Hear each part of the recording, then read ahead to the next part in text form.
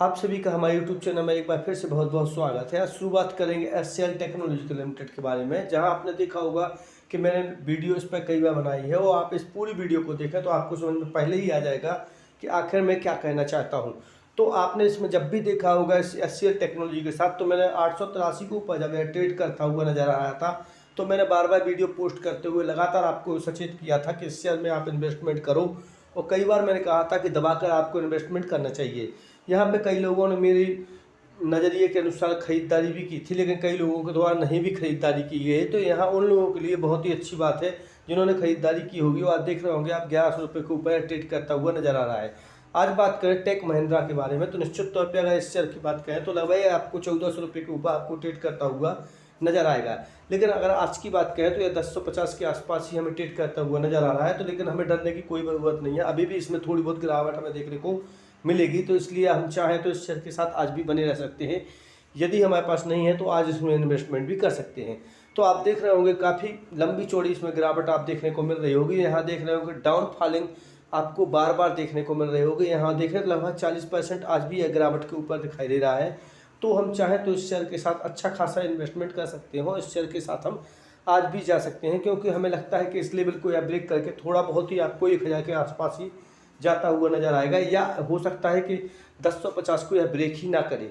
तो आप चाहें तो इसके साथ जा सकते हैं। यहाँ टेक महिंद्रा के बारे में देखें तो 1090 का टारगेट दिया गया है, जो लगभग यह अचीव करता हुआ आपको कुछ दिनों में ही दिखाई देगा। लेकिन आप यदि बात माने हमारी, तो मुझे लगता है कि इस शेयर के ऊपर हमें फोकस रखना चाहिए और हम इस शेयर के साथ आसानी के साथ बने रहेंगे। तो निश्चित तौर पे हम इस शेयर के साथ काफ़ी अच्छा लाभ कमा सकते हैं।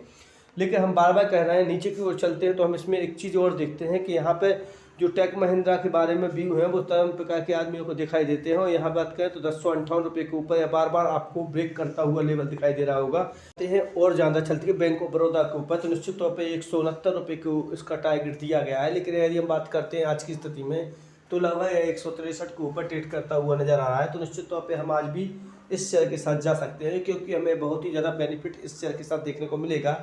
लेकिन यदि हम बात करें इस शेयर के साथ लॉन्ग टर्म के हिसाब से, तो मुझे लगता है कि इसके साथ लॉन्ग टर्म के हिसाब से हमें रखना चाहिए, क्योंकि हम देख सकते हैं तो यह शेयर बहुत ही अच्छा परफॉर्म करता हुआ नजर आ रहा है। इसमें थोड़ा बहुत करेक्शन भी देखने को मिले, लेकिन हमें लॉन्ग टर्म में मुझे लगता है कि यार लगभग 220 के आसपास आपको जाता हुआ नजर आएगा। तो आप इस शेयर को चाहे तो अच्छी तरह से पिक करके रख सकते हैं, क्योंकि इसके प्रोडक्ट में बहुत ही ज़्यादा दाम है और निश्चित तौर पे कह सकते हैं कि यह आउटस्टैंडिंग काम करता हुआ भी नज़र आता है। तो यहाँ पे हम एक बात और क्लिंटन टेक्नोलॉजी के बारे में बात करेंगे, जो काफ़ी कुछ आज पिटा हुआ नज़र आ रहा है। आईटी सेक्टर के शेयर जहाँ तक की बात करते हैं इसके ऊपर जाने की, तो मुझे लगता है कि यह 120 रुपये के लेवल को एक बार पार करता हुआ नजर आया था, और दूसरी बार पुनः यह 120 के लेवल को पार करता हुआ नजर आएगा। यदि 120 के लेवल को या ब्रेक करता हुआ आपको नजर आएगा, तो निश्चित तौर पे आप कह सकते हैं कि लगभग हमें 80% का प्रॉफिट बना के दे सकता है। तो इस शेयर पर भी हम फोकस रख सकते हैं, क्योंकि लगभग यह दुगने के आसपास ही आपको जाता हुआ नजर आएगा। और यहाँ पे बात कर सकते हैं इसके साथ इन्वेस्टमेंट की, तो निश्चित तौर पे आप देख रहे होंगे यह एक ही लेवल को बार बार ब्रेक करता हुआ नजर आ रहा है। 62 रुपये से लेकर 63 के पास आपको देखता हुआ नजर आ रहा है। दीपक नाइट्राइट को आज खरीदने का टाइम आ चुका है, क्योंकि इस शेयर पर यदि हम फोकस रखें तो निश्चित तौर पर अभी अंडर वैल्यूड दिखाई दे रहा है, और निश्चित तौर पे कहें तो हम इसको खरीद के रख सकते हैं। और अगर हम बात करते हैं बहुत ही अच्छी कंडीशन में इस शेयर के होने के कारण हम इस शेयर पे चाहें तो आसानी से जा सकते हैं।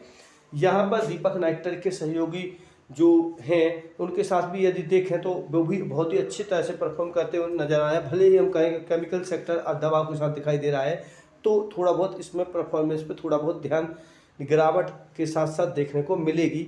तो हमें इस पर गिरावट हो रही है, इससे कोई डरना नहीं चाहिए। हम कहें कि आज भी चाहें तो और ज़्यादा इसमें अमाउंट लगा सकते हैं, क्योंकि यह शेयर ऊपर ही जाएगा। भले ही बात करें कि हर साल यह लगभग दोगुना बनाता हुआ अमाउंट दिखाते थे, लेकिन इस बार नहीं दिखाई देगा। यहाँ बात करते हैं दीपक फर्टिलाइजर के बारे में, जहाँ पे हमने वीडियो बना के भी आपको सचेत किया था। वो आरती इंडस्ट्रीज़ के बारे में बताया था कि इन दोनों में आपको इन्वेस्टमेंट करना चाहिए, क्योंकि इसका भविष्य बहुत ही ज़्यादा उज्ज्वल है। अगर हम बात करते हैं तो लगभग करते हैं नाइट्रेट एसिड के बारे में, तो ये दोनों ने मिलकर एक बहुत ही अच्छी आउटस्टैंडिंग डील की है। और लगभग 2023 से ये मान के चलते हैं कि 1 अप्रैल 2023 से यह डीलिंग पूर्णतः परफॉर्म करती हुई नजर आएगी। और यहाँ बात करते हैं तो यह जो डील है वो लगभग 20 वर्षों के लिए की गई है। तो निश्चित तौर पे एक लॉन्ग टर्म के पॉइंट ऑफ व्यू से देखें तो भी इस शेयर के साथ हम अच्छे ही बने रहेंगे और यह कंपनी अच्छा ही परफॉर्म करती हुई नजर आएगी। लेकिन यदि हम दूसरी तरफ भी देखें तो एक संयुक्त रूप से काम करते हुए नजर आएंगे, तो इसका बेनिफिट दोनों ही कंपनियों को देखने को मिलेगा। और यदि हम बात करते हैं तो यह कंपनी हमें लगता है कि ऊपर की ओर ही ट्रेड करती हुई आपको नजर आ सकती है। निश्चित तौर पे हमें दोनों कंपनियों के साथ इन्वेस्टमेंट को बढ़ावा दे सकती है और निश्चित तौर पे कहें तो इन कंपनियों के साथ लॉन्ग टर्म के पॉइंट ऑफ व्यू से हम अच्छा खासा इनमें वेटेज भी दे सकते हैं, जो हमारे लिए आवश्यक होगा।